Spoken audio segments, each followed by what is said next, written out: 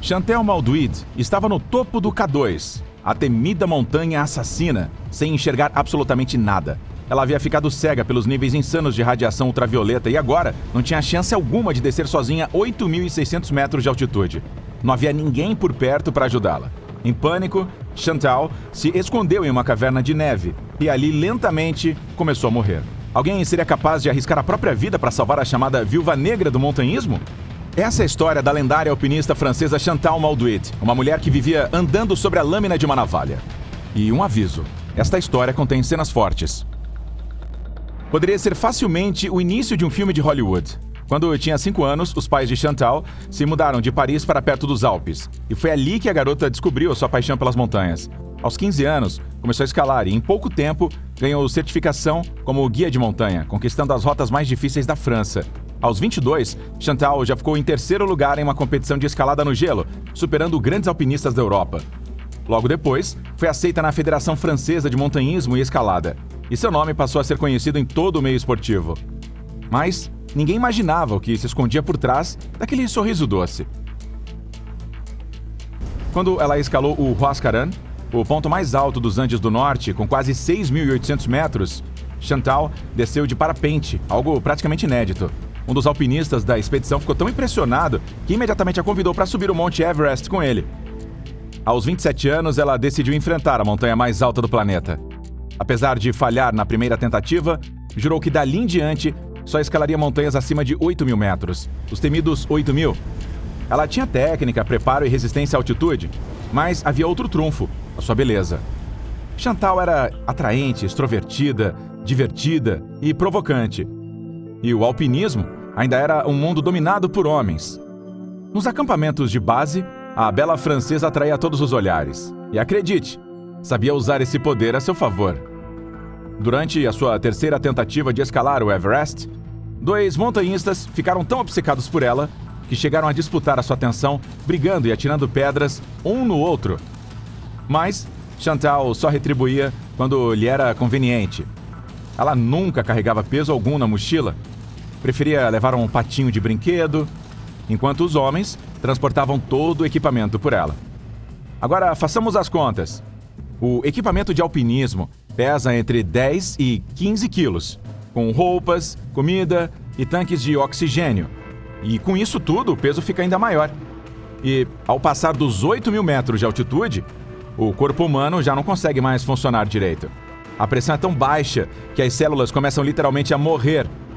Essa faixa é conhecida como a Zona da Morte, um lugar onde não se pode descansar, onde a mente se perde por falta de oxigênio e o frio transforma o corpo em pedra. Agora, imagine o seguinte: você está subindo uma montanha há 10 dias, talvez semanas, com frio, dor e exaustão, e ainda precisa carregar peso extra porque alguém se recusa a fazê-lo. Agora, imagine você, vários dias escalando, no gelo, um frio incomparável que o seu corpo não está acostumado a sentir. E além disso tudo, um grande cansaço, que também alguns chamam de exaustão. Mas apesar desse comportamento da Chantal de não querer carregar as coisas, havia um homem, um alpinista americano, Thor Kieser, que acabou perdidamente apaixonado por ela. E surpreendentemente, Chantal correspondeu. Se ao menos Thor soubesse o preço que pagaria por esse romance. Por enquanto, o casal planejava uma escalada juntos. O Fitzroy, uma montanha de 3.000 metros na Argentina, era o plano deles. A viagem seria cara e Chantal chegou a guiar grupos turísticos para juntar dinheiro. Claro, pouco antes da partida, afirmou não ter dinheiro para a passagem aérea. Thor, cegamente apaixonado, arrumou um segundo emprego como entregador de pizza e conseguiu bancar a viagem da amada. Só que assim que chegaram à Argentina, a atitude de Chantal mudou completamente. Ela o ignorava e se mostrava fria. Thor não entendia o motivo e tentava de tudo para reconquistar o carinho dela. Mas, a cada tentativa frustrada de alcançar o cume, a relação afundava ainda mais.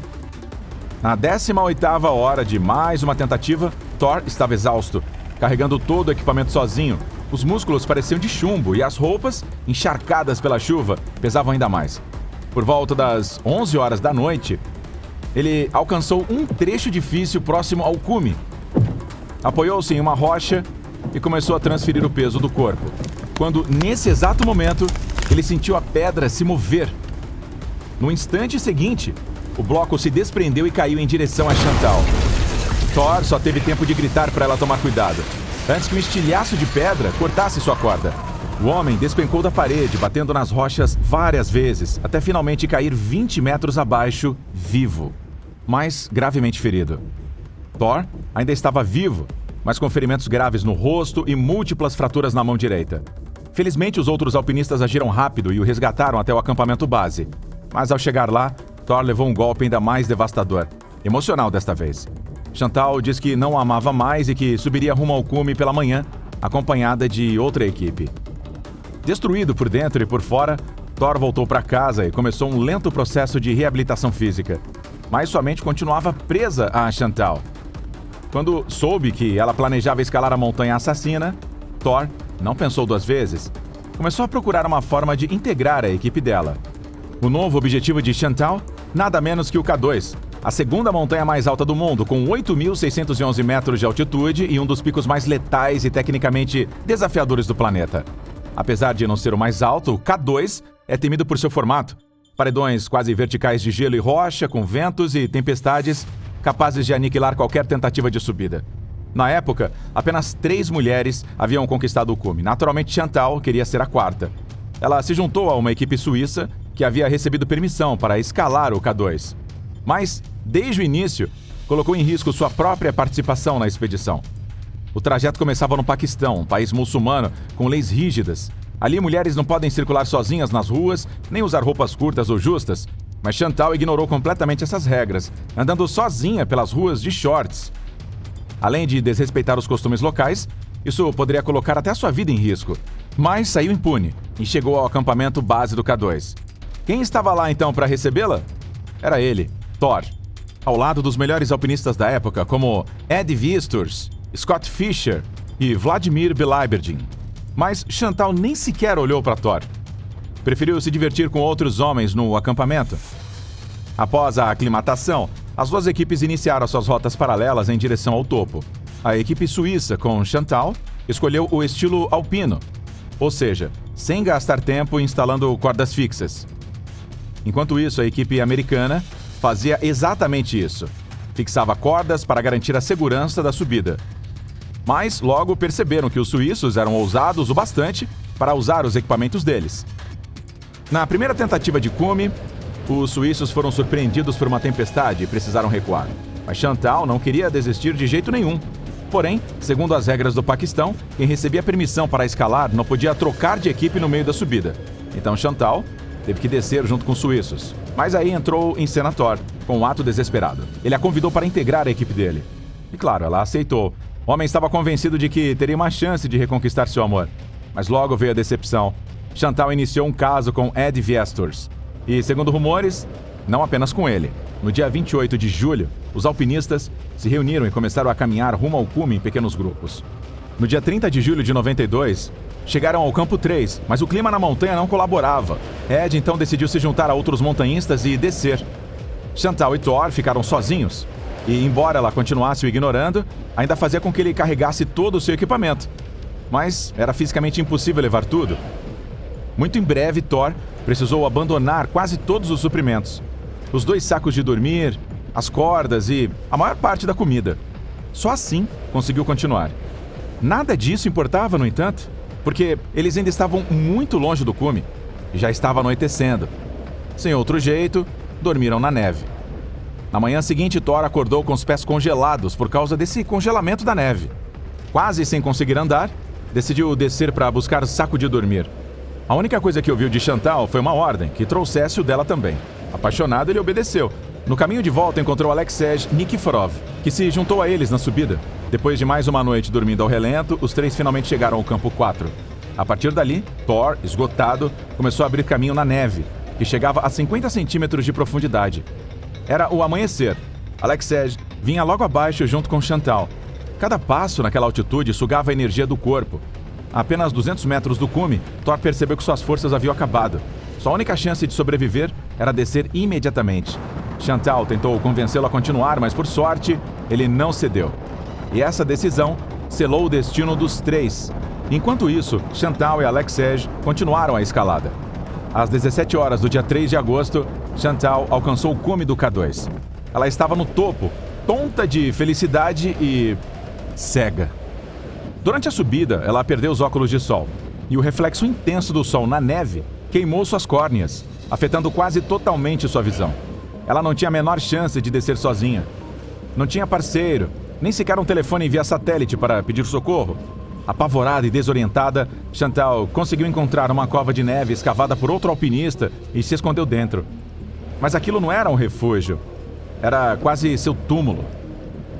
Sem saco de dormir, começou a congelar rapidamente, enquanto a zona da morte sugava o resto de sua energia. Parecia o fim. Mas, por um milagre, Alexej Nikiforov a encontrou, enquanto descia do cume. Ele não podia deixá-la morrer, mas Chantal já estava com congelamento nos membros e mal conseguia ficar acordada. Na verdade, auxiliar alguém nesse estado a descer do cume do K2 é uma tarefa colossal. É praticamente suicida. Principalmente ao chegarem no Bottleneck, o famoso gargalo do K2. Ele é um corredor estreito, coberto por seracs. São blocos gigantes de gelo que podem cair a qualquer momento. E esse nem era o maior problema de Alexej. A inclinação do Bottleneck era de 60 graus. Sem cordas, não havia como descer, muito menos carregar Chantal inconsciente. Mas Alexej havia deixado a sua corda para trás na subida. Foi aí que descobriu. Thor havia encontrado a corda e a instalado no Bottleneck, prevendo a descida de Chantal. Alexej agarrou-se a ela, mas no momento em que começou a se mover, um dos crampons se soltou da bota. Ele perdeu o equilíbrio e acabou escorregando pela encosta em direção ao abismo. Mas a corda instalada por Thor o segurou a tempo. Quando o Alexej chegou ao campo 4, estava à beira da morte por doença da altitude, exaustão extrema e frio. Desabou na tenda montada por Thor, que também estava mal das pernas após passar tanto tempo na zona da morte.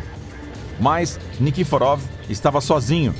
Em algum momento ele deixou Chantal para trás, esperando que ela descesse sozinha. Thor ficou desesperado, mas entendeu que, se fosse procurá-la, acabaria morto. 45 minutos depois, Chantal apareceu cambaleando na neve, com os braços estendidos como uma sonâmbula. Thor a arrastou para dentro da barraca, aqueceu seus pés e tentou alimentá-la com sopa quente. Mas nada disso adiantava. Eles ainda estavam presos na zona da morte, um lugar onde o corpo humano não consegue se recuperar. 3 dias se passaram. Thor percebeu que o tempo havia se esgotado para todos eles. Ou desciam, ou morreriam. Então os 3 iniciaram a descida. Mas em 3 horas só conseguiram avançar 60 metros. Frustrado, Thor começou a montar uma barraca. E Alexej continuou descendo sozinho, abandonando o abrigo oferecido por Chantal e Thor, mesmo estando em estado físico quase terminal. Mas na manhã seguinte, Thor conseguiu contato via rádio com Ed Vestors e Scott Fisher pedindo ajuda. Eles disseram que estavam a caminho e Thor pôde finalmente respirar aliviado. Mas ele não fazia ideia do que aconteceu no momento em que os dois deixaram o acampamento. Ed e Scott se amarraram com corda e começaram a subir. De repente, Ed sentiu todos os pelos do corpo se arrepiarem. Era a sensação clara de que algo terrível estava prestes a acontecer. Sem pensar 2 vezes, ele começou a cavar um buraco na neve para se esconder, o que surpreendeu seu parceiro. Em apenas 1 segundo, Scott também percebeu o perigo. Mas já era tarde. Uma parede de neve vinha em sua direção. Ed conseguiu se enterrar numa pequena caverna, mas Scott foi atingido pela avalanche e arrastado ladeira abaixo. A corda entre eles se esticou e Ed foi puxado para fora do esconderijo e arrastado junto. Ele cravou o machado no gelo com toda a força, tentando parar a queda. E conseguiu. Agora, os 2 supostos salvadores estavam pendurados a poucos metros do abismo. Foi um momento de puro terror. Ninguém acreditava que eles iriam sair vivos dali. Mas saíram. Levantaram, tiraram a neve das roupas e continuaram a escalada como se nada tivesse acontecido. E então encontraram Thor e Chantal, a dupla estava à beira da morte. Surpreendentemente, Chantal se recuperou tão bem ao final da descida que já conseguia caminhar sozinha. Ela foi recebida como uma heroína e logo começou a contar a sua versão da história. Como havia conquistado o cume e como os olhos doíam com a luz do sol refletida na neve. E foi só isso. Thor ficou em choque. A visão dele era completamente diferente. Alexej também deu sua opinião.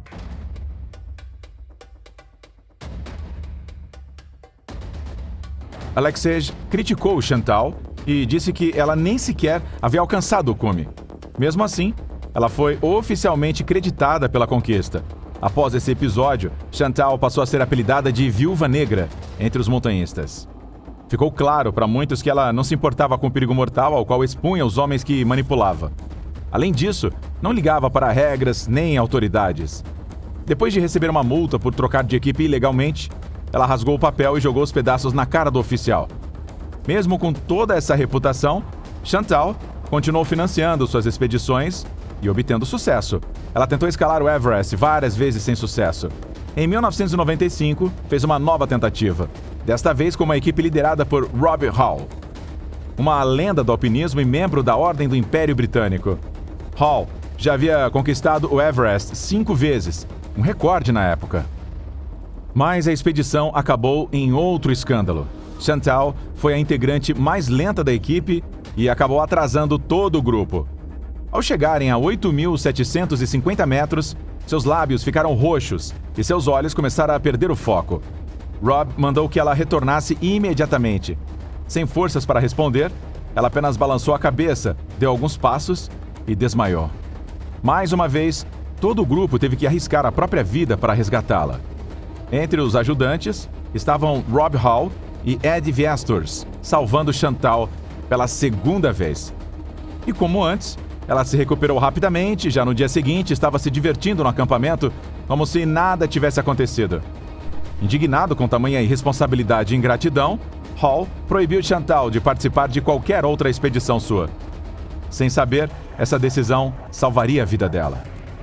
No ano seguinte, Hall liderou outra expedição ao Everest. Enquanto isso, Chantal tentava então escalar o Monte Lhotse, um pico vizinho que ainda não havia sido conquistado por nenhuma mulher. Mais uma tempestade terrível atingiu o Himalaia. A maioria dos alpinistas interrompeu a subida e conseguiu se abrigar. Rob Hall e Scott Fisher não tiveram a mesma sorte. Morreram no Everest naquele dia. Sem saber disso, Chantal retornou ao acampamento e afirmou que havia conquistado Lhotse. Mas como estava sozinha, sem provas e com uma péssima reputação, muitos não acreditaram nela. E mesmo com tudo que sabemos sobre Chantal Maldewey, o fim da sua história ainda consegue surpreender. Em 1998, Chantal e seu amigo Sherpa Ant Sering estavam no campo 2 do Dhaulagiri, outra montanha de mais de 8.000 metros. Uma equipe italiana os alertou sobre uma perigosa fenda mais acima na rota. Chantal agradeceu, fechou a barraca e ficou por lá.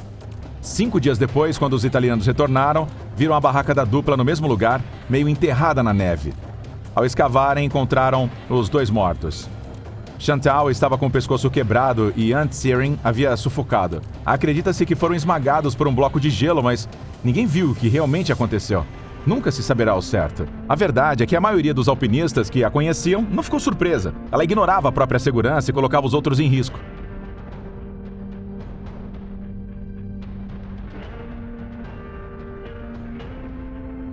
Ela ignorava sempre a própria segurança, colocava os outros em risco e vivia como se as regras não se aplicassem a ela. Mas as montanhas não perdoam quem as subestima. Então, quem foi Chantal Maldewey de verdade? Uma viúva negra? Ou uma alpinista talentosa que buscava uma liberdade absoluta?